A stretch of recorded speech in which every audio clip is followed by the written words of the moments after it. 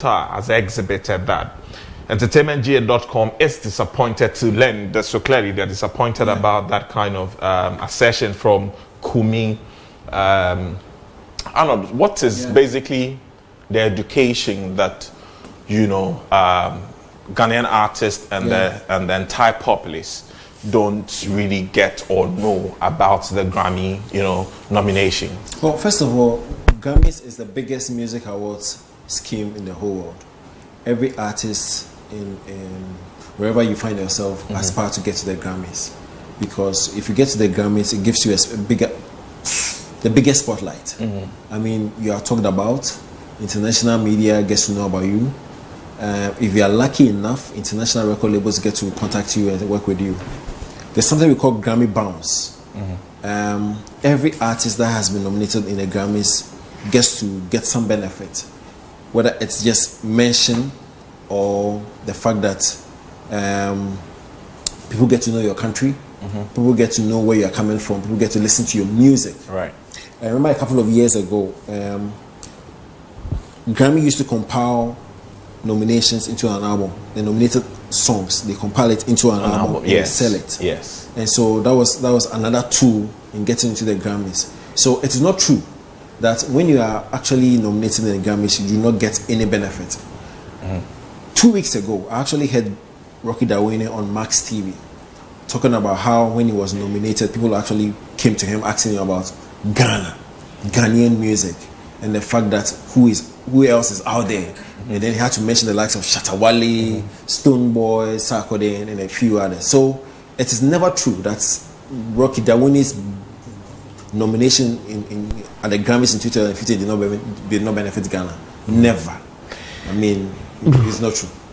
In Kumi's assertion, wouldn't you say that the point he made could also be explained that if a high life artist was nominated, which would mean that it would directly be linked to Ghana as authentic Ghanaian music, and for that matter, that would give it more, or that our music and the country more recognition, or a wider, if you like, recognition as compared to Rocky Dawuni.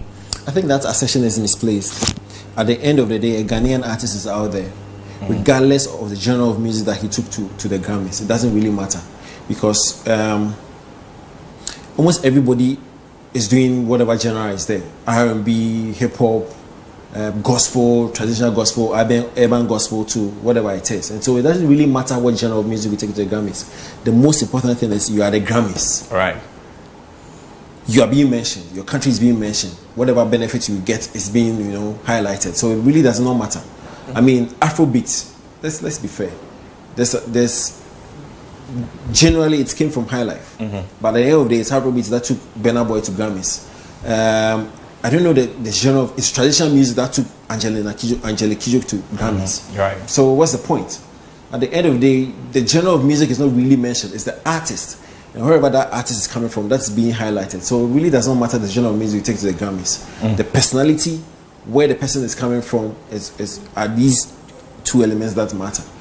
Kwesi, what's your say on this? I think that for me, where I wanted to understand Kumi is what type of benefit he's referring to. Is it monetary benefits? Maybe. Recognition, I think more of so. Recognition. What more recognition would anybody ask for? Being at the Grammy, your name, your national flag is flying across the world. I mean, it's like the World Cup. How many countries get to qualify for the World Cup? Right. So you could see that the excitement in qualifying for the World Cup, being there alone, even if you don't win the cup, it overrides any other thing. And people so Grammys is like the World Cup of music. Exactly. Yes. That's the thing. And I've seen people who even just for the fact that they were there, celebrate their country, celebrate their teams, national teams, for just being able to qualify to go to the World Cup. Yeah. And it's the same thing with the Grammys. That if you put the whole thing together, at the end of the day, the moment you click on Rocky Dawuni, it takes you to Ghana. And if it takes you to Ghana, the person may want to research on various forms of genres of music we have in the country. Right. which he, Kumi, will also benefit from. Because if the person comes to High Life and he gets to know that, okay, there are few of High Life musicians in the likes of Kumi that have co and all this, it becomes, so that's one of the benefits. Right. So you understand. But maybe, that's what I'm saying, that it would have been fair for us to also understand him, what type of benefit he is talking about. Maybe monetary gains, that maybe he was looking at, maybe some group of artists from Ghana will be selected to even perform at the Grammys. People have several reasons and what have you. So that's where I'm coming from. Other than that, it's a bit difficult for anybody to say that Ghana did not benefit from Grammy nominations of Rocky Dawuni. I don't know how would anybody even come up with that assertion, because it's totally misplaced. Okay, gentlemen, clearly, if you have see, Kumi Guitar did not provide us with any empirical evidence as to his assertion that Ghana did not get any benefit because of A, B, C, and D.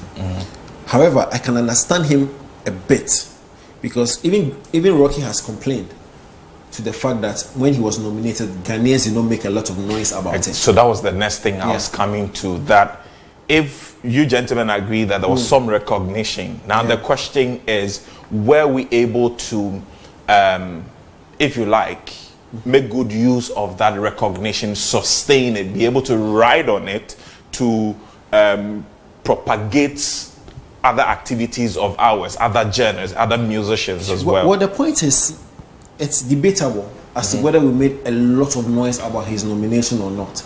Because I remember almost every entertainment show discussed about Rocky's nomination. As to whether we made a lot of noise about it on social media, I do not remember vividly. But we can also not determine if it did benefit us or not, because we lack the empirical evidence. Right. So, for example, how will you know if Rocky's nomination is what triggered someone like Beyonce to come feature with Shatawale? Right. How would we know if Rocky's nomination is what might have given somebody an impression about Sarkodie and he winning the BET International Flow? You understand? Because we do not have that empirical evidence, we might not be able to determine. Right. But I can assure you that once you are nominated in the Grammys, you do have some leverage. Right. The limelight and the spotlight is always on you. And so if Kumi had given us some empirical evidence, we would have, or had been specific with that. But as far as I know, every artist that's nominated in the Grammys, especially when they're coming from Africa, you attain a certain spotlight that you probably might not have had in your career. But then again, if we talk about making good use of whatever recognition, whatever benefit, whatever is there, apart from making noise on social media, talking about it on radios and TV shows and all of that, what again can we do that maybe over the years, in your experiences, you think that we are not doing, in terms of any time we get international recognition? You met like the Grammys for Rocky Dawuni, for example, the Shatawale Beyonce collaboration, the Jackie, Universal. What is the one thing, or what are some of the things that we should begin to explore, perhaps apart from making noise on social media and that of talking about it on TVs and radios? I think, let me answer this one straight before another member comes in. We are lacking something, and it's important that we spend time to address that particular thing.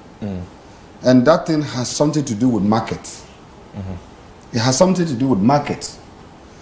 That the aspect of we not having cultural attaches outside our shores or outside the country is actually also is affecting the creative art in another way, heavily. In fact, it's a big blow to us that as a country like Ghana, you walk to London and you cannot go to the Ghana High Commission and see anybody in the reference to this is the cultural attaché.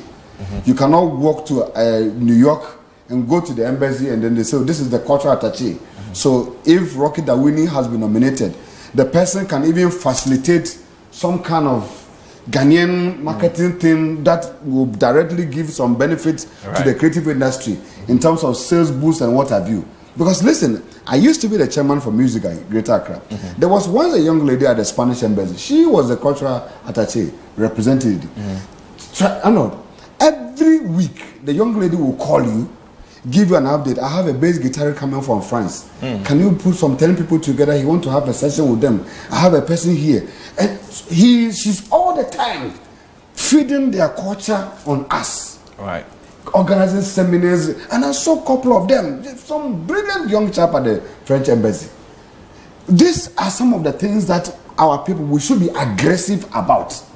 And so if anybody is talking and looking about maybe what else we should do, yes, it is time for us to begin planting cultural attaches at various embassies outside the shore, so that they can directly push our culture into some certain quarters and certain businesses. Because if you get there, it's huge.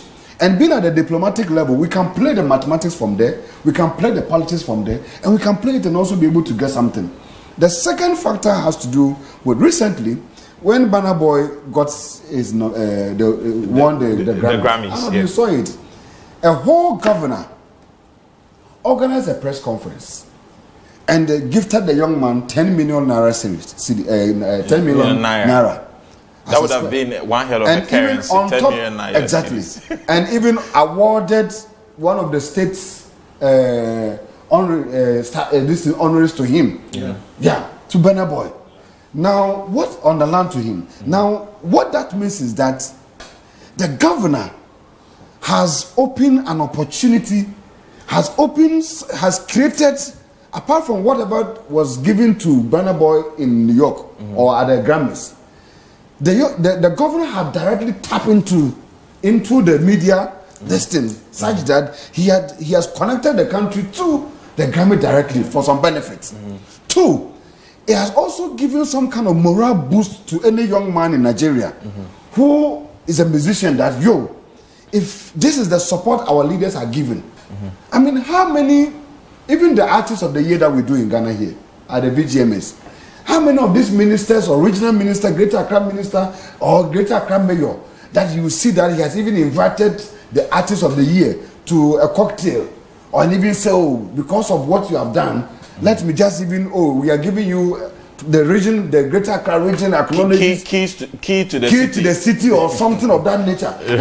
These are all little plugins, both local and international plugins, that brings a lot of benefit and boosts your creative art to another level.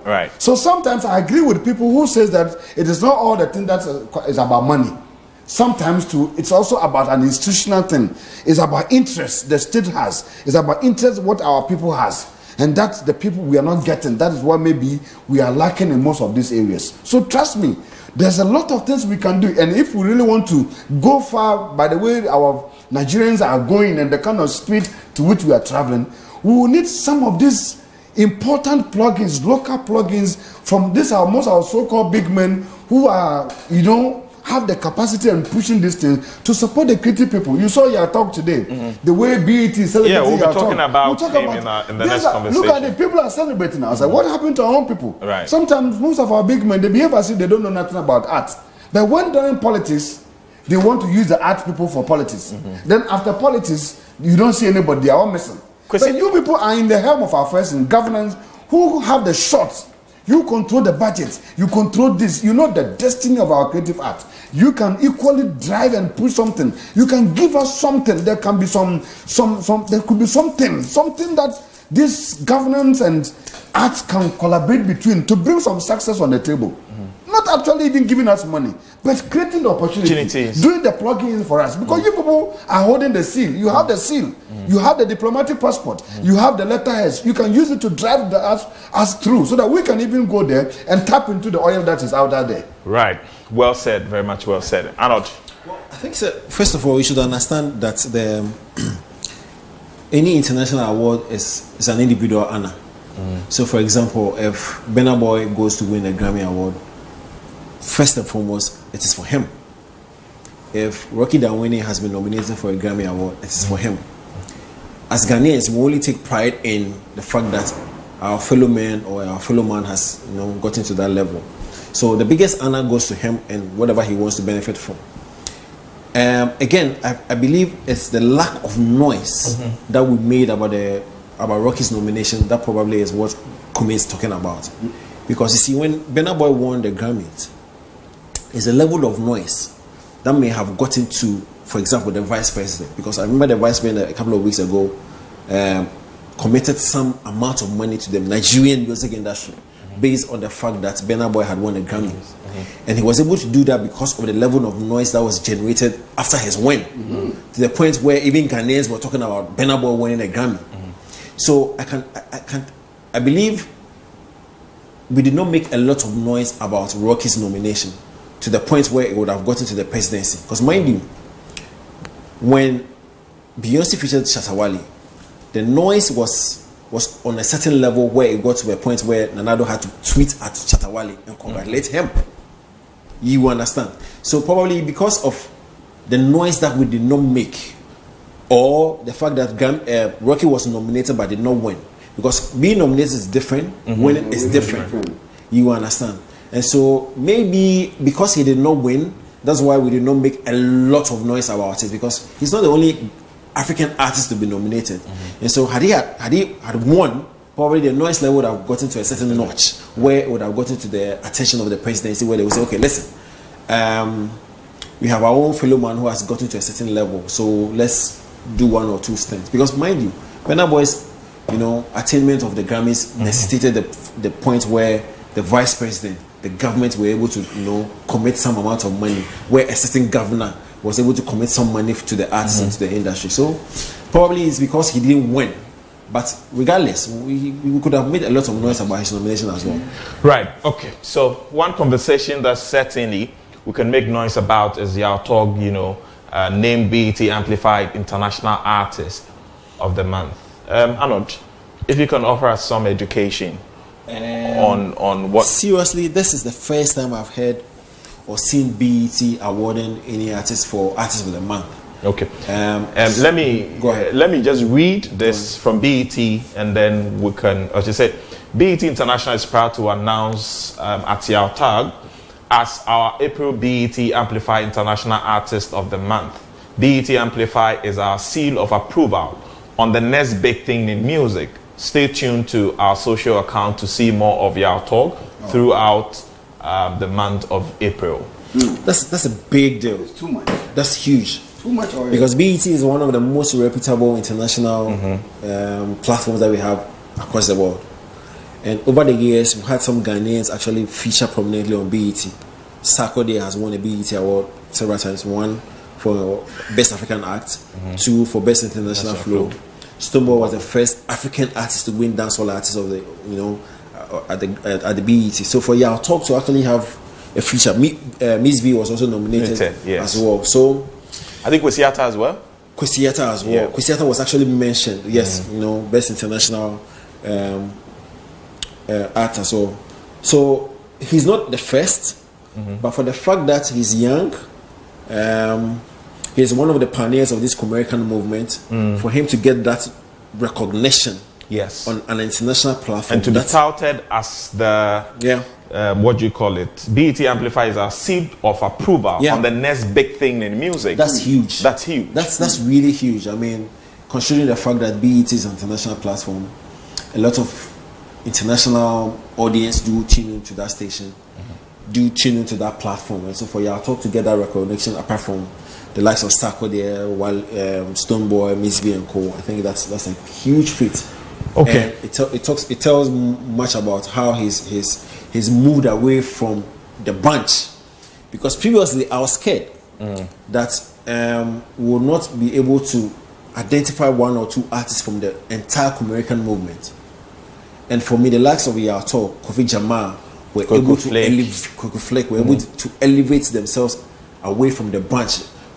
Big ups to the bunch, but it was important that we had one or two figureheads of that movement that would need recognition. And so I'm not really surprised that BET has been able to recognize Yaw Tog. Okay, because in a minute, share your thoughts on this. And then I keep saying that in every revolution, there are a few people who are sacrificed, and others who become, the winners. And that comes to respond to the whole America movement and the fact that now we have a few of them who are now making it to the top and to the top mention. Now, do you know what this means? This mention. Do you know what it means? Tell me. This means a lot with the young man's, downloads. it's big for his downloads.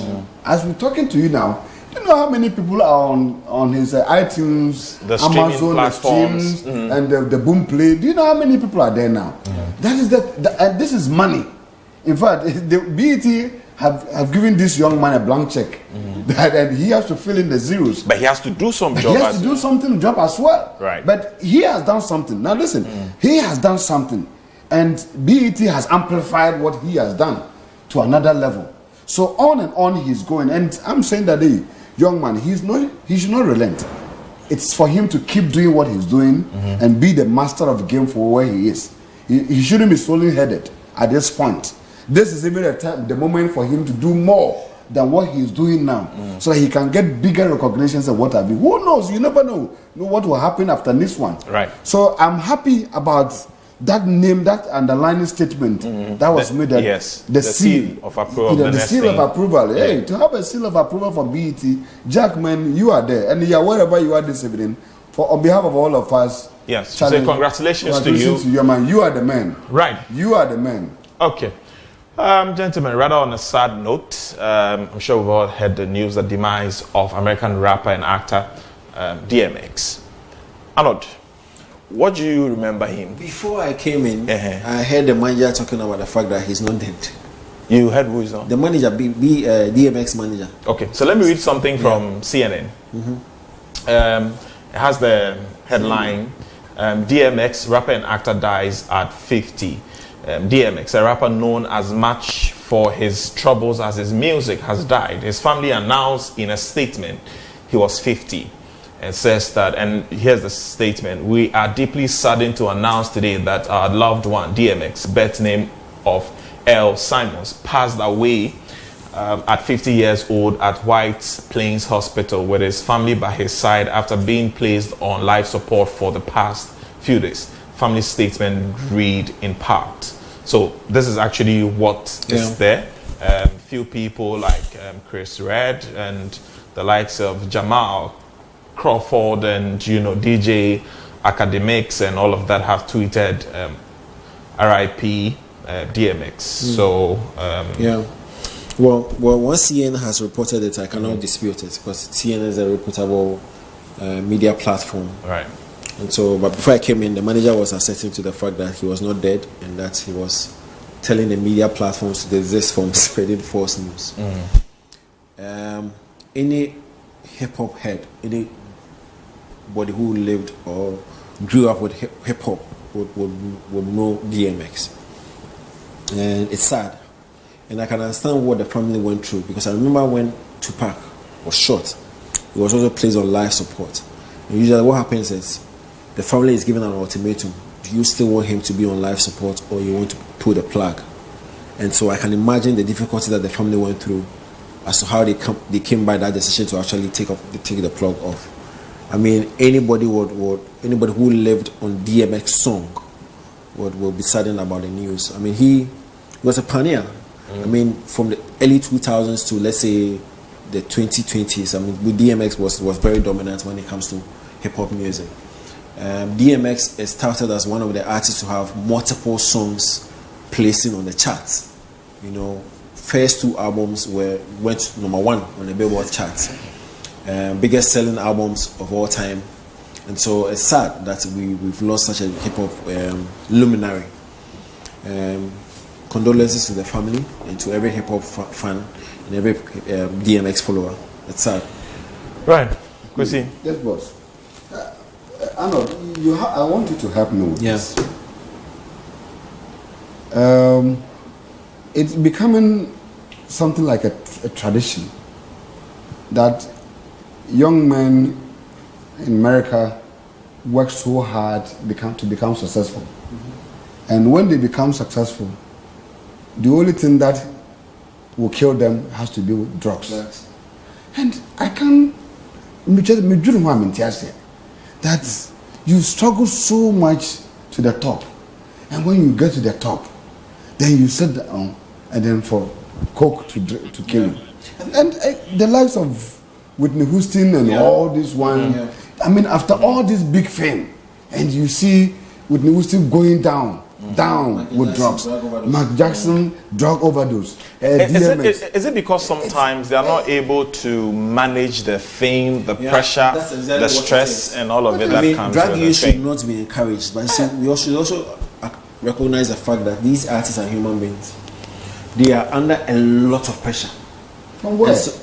Charlie, it is not easy when you are actually in the limelight, and you have a lot of pressure from your fans, from your label, from your family, from people within your camp. It's not easy. But I don't catch you. What pressure will a rich man have? Most top artists died out of drug overdose, from Elvis Presley, Whitney Houston, Michael Jackson, to Prince, to whoever. And so it's not easy. It's not easy.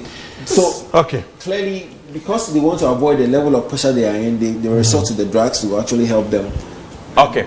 All right. But also let's put on record that I think in his kind of like active final years, he was doing more of films rather than, music. But, condolences to the family. Right. At this point, we take a break. When we come back, I'll go straight to your messages. Then we'll have the man